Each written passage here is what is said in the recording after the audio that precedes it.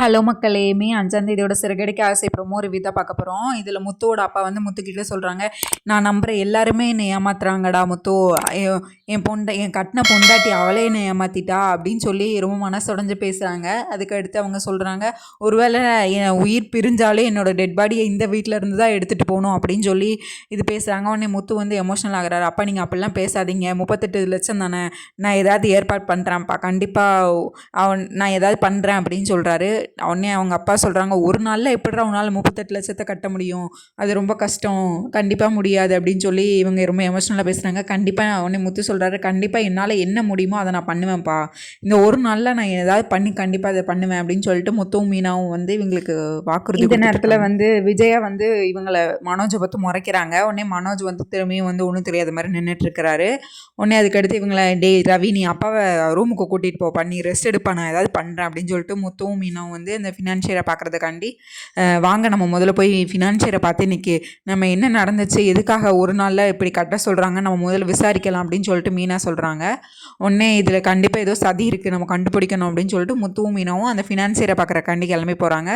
இங்கே வந்து மனோஜ் வந்து திரும்பியும் வந்து விஜயா கிட்ட அவங்க அம்மா கிட்ட கேட்குறான், அம்மா வீடை விற்கலாமா அப்படின்னோன்னே, டே இதுக்கு மேலே ஒரு வார்த்தை வீடை விற்கலான்னு பேசணும்னு அரைஞ்சிருவேண்டா, என்னடா பேசிக்கிட்டு இருக்க, வெளியே இதுக்கு மேலே இதை பற்றி பேசாது அப்படின்னு சொல்லி இவங்க விஜயை வந்து மனோஜை திட்டி விட்டுறாங்க. அதுக்கடுத்து இவங்க ஃபினான்ஷியரை பார்க்குறதுக்காண்டி அவரோட ஆஃபீஸ்க்கு போகிறாங்க. அவர் பார்த்தா இவரை முத்துவும் மீனாவும் அலைய வைக்கணுங்கிறதுக்காண்டி அவர் வந்து ஆஃபீஸ்லேயே இல்லை. உடனே அவர் ரிசப்ஷனிஸ்ட்டில் விசாரித்தா அவங்க ஆஃபீஸ் இன்னைக்கு வெளியே விசிட்டுக்கு போயிருக்காங்க, வரதுக்குள்ளே எப்போ வருவாங்கன்னு தெரியாது அப்படின்னு சொல்லிட்டுறாங்க. நீங்கள் வேணால் வெயிட் பண்ணுங்கள் அப்படின்னு சொல்கிறாங்க.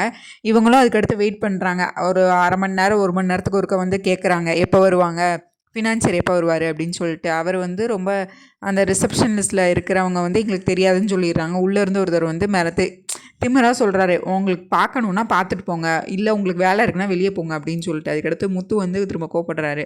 உடனே, என்ன சார் வந்ததுலேருந்து இதை சொல்லிக்கிட்டு இருக்கீங்க, நான் வந்து 3 மணி நேரம் ஆச்சு, இன்னும் எவ்வளோ நேரம் சார் வெயிட் பண்ண வைப்பீங்க அப்படின்னு சொல்லி கத்திட்டு இருக்காரு. உடனே மீனா வந்து, நீங்கள் கோவப்படாதீங்க, நம்ம பொறுமையாக பேசலாம் அப்படின்னு சொல்லிட்டு சார் உடனே மீனா வந்து ரொம்ப பொறுமையாக அவருக்கு எடுத்து சொல்லிகிட்டு இருக்கிறாரு. சார் இன்னைக்குள்ளே நான் கண்டிப்பாக உங்களை பார்த்தே ஆகணும், ரொம்ப முக்கியமான விஷயம், நீங்கள் ஒரு வாட்டி வேணால் ஃபோன் பண்ணி கேளுங்கன்னு சொல்லிட்டு அந்த ஆள்கிட்ட சொல்கிறாரு. உடனே அவர் வந்துட்டு அவருக்கு அந்த ஃபினான்சியருக்கு ஃபோன் பண்ணுறாரு. ஃபோன் பண்ணோன்னே, சார் உங்களை பார்க்க முத்து மீனான் 2 பேர் வந்திருக்காங்க அப்படின்னு சொல்கிறாங்க. நீ முத்துக்கிட்ட ஃபோனை கொடு அப்படின்னு சொல்கிறாங்க. என்ன முத்து 38 லட்சத்தை ரெடி பண்ணிட்டே நான் அதுக்குள்ளே அப்படின்னு சொல்லிட்டு நக்கலாக கேட்குறாரு. அதில் நான் பணத்தெல்லாம் ஒன்றும் ரெடி பண்ண பார்க்கணும், பேசுகிறேன் இருக்க உடனடியாக பார்க்கணும், நீ இங்கே இருக்க அப்படின்னு கேட்குறாங்க. நான் வேலை விஷயமா வெளியே இருக்கேன், நான் பாரதிதாசன் நகரில் 3rd ஸ்ட்ரீட்டில் இருக்கேன், நீ வேணால் அங்கே வா, நம்ம வேணால் பேசிக்கலாம் அப்படின்னு சொல்கிறாங்க.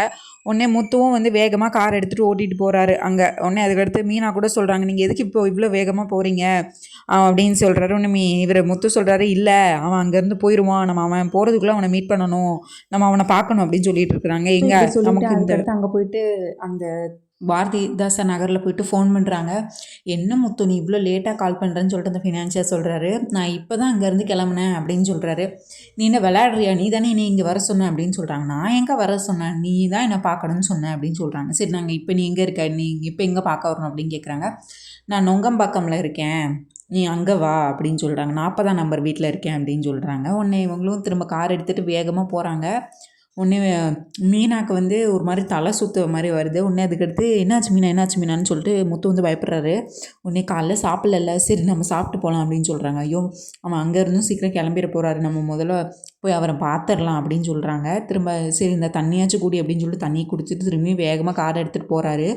அந்த நொங்கம்பாக்கம் 40ஆம் வீட்டில் நின்றுட்டு கால் பண்ணுறாரு. திரும்பியும் கால் பண்ணும்போது அந்த ஃபினான்ஷியர் என்ன சொல்கிறாரு, ஐயோ முத்து நான் இப்போ தான் இங்கேருந்து கிளம்புறேன் அப்படின்னு சொல்லிட்டு திரும்பியும் சொல்கிறாரு. உடனே முத்துக்கு கோவம் வந்துடுது. நீ என்ன எங்களை அலைய வைக்கணும்னு இந்த மாதிரி பண்ணிகிட்ருக்கியா அப்படின்னு சொல்லி சண்டை போடுறாரு. உடனே மீனா அவங்ககிட்ட ஃபோனை வாங்கி, நாங்கள் எங்கள் வீட்டை பற்றி உங்கள்கிட்ட பேசணுங்க, ஒரு 5 நிமிஷம் பேசணும் அப்படின்னு சொல்லிட்டு மீனா வந்து அந்த ஃபினான்ஷியர்கிட்ட முத்துக்கிட்டேருந்து ஃபோனை வாங்கி பேசுகிறாங்க.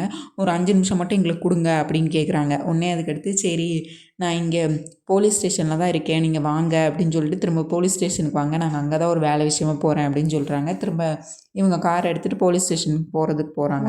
மீனாவும் போலீஸ் ஸ்டேஷன் போகிறாங்க. அங்கேயும் பார்த்தா அவர் இல்லை. அதுக்கடுத்து வந்து நான் போலீஸ் ஸ்டேஷன் இல்லை, வடபழனியில் இருக்கேன் அப்படின்னு சொல்லி வீட்டுக்கு என்னோடய கெஸ்ட் ஹவுஸில் இருக்கேன் அப்படின்னு சொல்கிறாரு. திரும்ப வடபழனி கெஸ்ட் ஹவுஸ் போனால் அங்கேயுமே இல்லை. அதுக்கடுத்து அங்கே இருக்கிற செக்யூரிட்டிகிட்ட கேட்குறாங்க எங்கே அப்படின்னு. இப்போ தான் ஒரு 5 நிமிஷத்துக்கு முன்னாடி போகிறாங்கன்னு அவர் போய் சொல்கிறாரு. அவர் வரவே இல்லை. அவர் இது ஆஃபீஸில் வேலை பார்த்துட்ருக்காரு ஃபினான்ஷியரு. இந்த செக்யூரிட்டி இந்த மாதிரி சொன்னோன்னா முத்துக்கு ரொம்ப கோவத்தை அவர் செக்யூரிட்டி பிடிச்சி கத்துறாரு.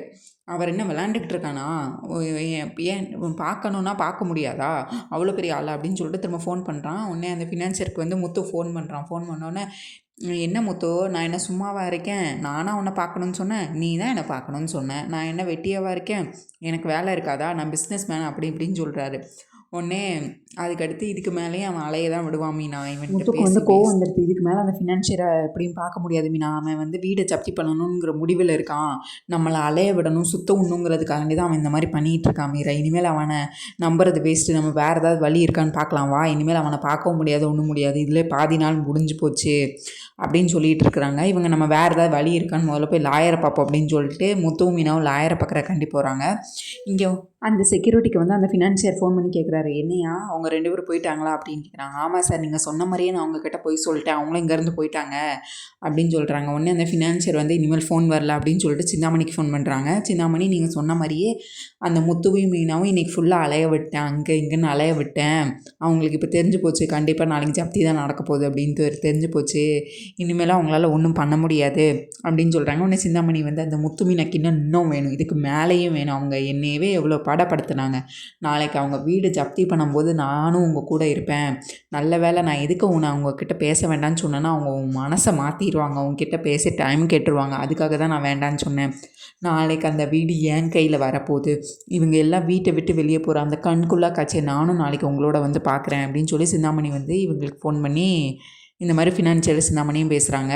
உடனே இவங்க வந்து முத்துவும் மீனாவும் வந்து லாயரை பார்க்குறதுக்காண்டி வந்திருக்காங்க. உடனே, மேடம், இந்த மாதிரி அவன் இன்றைக்கி நடந்ததெல்லாம் முத்து நடந்ததெல்லாம் சொல்கிறாரு. இந்த மாதிரி அந்த ஃபைனான்சியர் வந்து இன்றைக்கி இந்த மாதிரி ஒரு நோட்டீஸ் அனுப்பியிருக்காரு. நாங்கள் போய் அவர்கிட்ட நேரில் பார்த்து டைம் கேட்கலான்னு போனோம். அவர் வந்து எங்களை சுத்தல்லே விட்டுட்டான், ஒரு வாட்டி கூட எங்களை மீட் பண்ணலை அப்படின்னு சொல்கிறாரு. உடனே லாயர் சொல்கிறாங்க, இதுலேருந்தே நல்லா தெரியுது அவனுக்கு வந்து உங்கள் வீடை ஜப்தி பண்ணணும், அதுக்காக தான் அவன் வந்து ஒரே நல்ல நோட்டீஸ் அனுப்பி இந்த மாதிரி பண்ணிகிட்ருக்கான் அப்படின்னு கேட்குறாங்க. உடனே, மேம், இதுக்கு வேறு ஏதாவது வழி இருக்கா அப்படின்னு சொல்லிட்டு மீனா, ஸ்வேதா, முத்து எல்லோரும் கேட்குறாங்க. இதுக்கு வேறு ஏதாவது ஆல்டர்னேட்டிவாக என்ன பண்ண முடியும், எங்கள் வீடை வந்து ஜப்தி பண்ணக்கூடாது, எங்கள் அப்பா வாழ்ந்த வீடுன்னு சொல்லிட்டு முத்து சொல்கிறாரு. மீனா, எங்கள் மாமா வந்து அதை எங்கள் வீடாக கருதலை, நாங்கள் வாழ்கிற கோயிலாக, அது வீடு இல்லை எங்களுக்கு, அது பெரிய கோயில் மாதிரி.